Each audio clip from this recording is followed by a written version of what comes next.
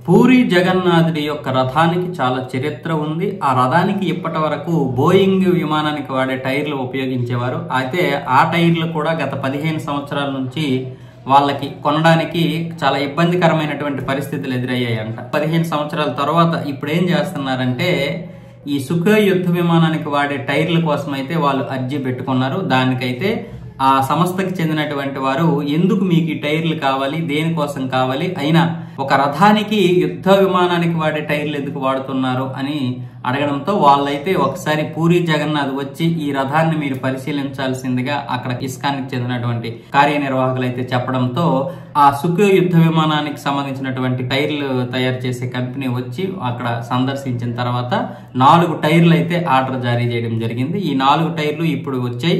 వీటిని అయితే అమరుస్తున్నారు. అంటే ఇంతకు ముందు ఏమొచ్చేసి బోయింగ్ విమానానికి సంబంధించినటువంటి టైర్లు వాడారు. అయితే అవి కొన్ని రోజులుగా వాళ్ళు అమ్మడం లేదు, కొన్ని సమస్యల కారణం వల్ల వాళ్ళకి రాలేదంటవి.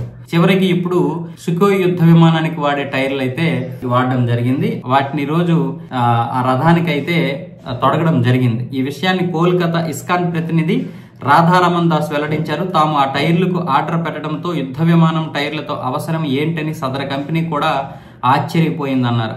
వారికి రథం సమస్యను వివరించి ఆలయానికి ఆహ్వానించి పరిశీలించాలని కోరామన్నారు.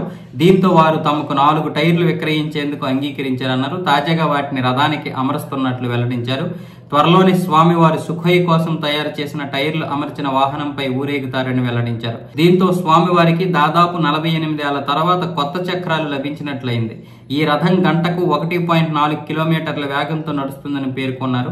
సుఖోయ్ టైర్లు గంటకు 280 కిలోమీటర్ల వేగాన్ని కూడా తట్టుకోగలవు. ఇంతవరకు వాళ్ళు ఏమొచ్చేసి గత 15 సంవత్సరాలుగా బోయింగ్ విమానానికి సంబంధించినటువంటి టైర్లు ఆర్డర్ పెట్టారు.